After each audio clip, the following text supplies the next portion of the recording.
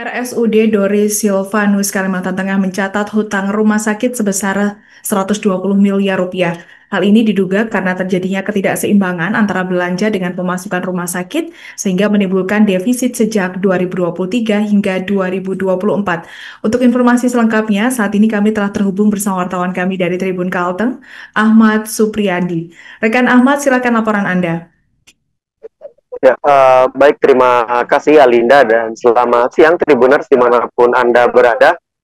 Betul sekali bahwa dapat saya laporkan RSUD Doris Silvanus yang dikelola oleh pemerintah Provinsi Kalimantan Tengah mencatat utang sebesar 120 miliar rupiah. Hal ini diduga karena belanja yang melebihi pemasukan rumah sakit sehingga terjadi defisit.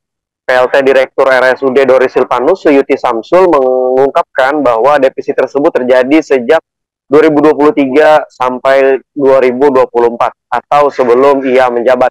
Bahkan Suyuti sendiri juga tidak tahu kemana saja atau apa saja belanja rumah sakit di selama periode 2023-2024 tersebut. Dan Suyuti juga mengungkapkan salah satu alasan pergantian manajemen kala itu untuk menyelesaikan permasalahan defisit. Menurut Suyuti, pengakuan awal manajemen sebelumnya, utang RSUD Doris Silvanus hanya 24 miliar rupiah. Kemudian dalam perkembangannya, utang tersebut terus bertambah hingga akhir tahun 2024. Suyuti menyebut, ia mulai menjadi PLT Direktur RSUD Doris Silvanus sejak Oktober 2024.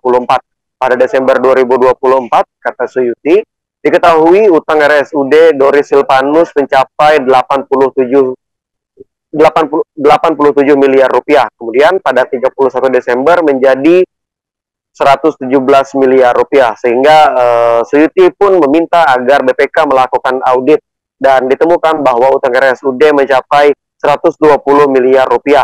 Suyuti mengakui bahwa utang 120 miliar tersebut sangat memberatkan RSUD Doris Silvanus. Bahkan menurutnya jika hal ini terjadi pada rumah sakit swasta, maka rumah sakit tersebut secara teknis akan bangkrut.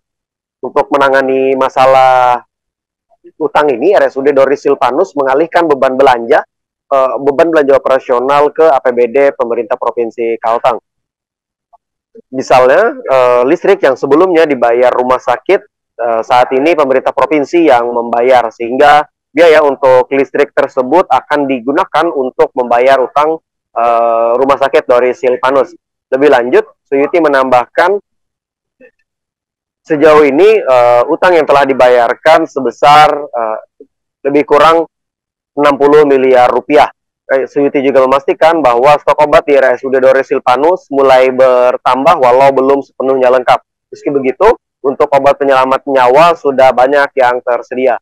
Suyuti membeberkan, faktor lain yang menyebabkan utang RSUD Doris Silvanus membengkak adalah karena pendapatan rumah sakit digunakan untuk pembangunan yang sebenarnya tidak direkomendasikan atau tidak dianjurkan.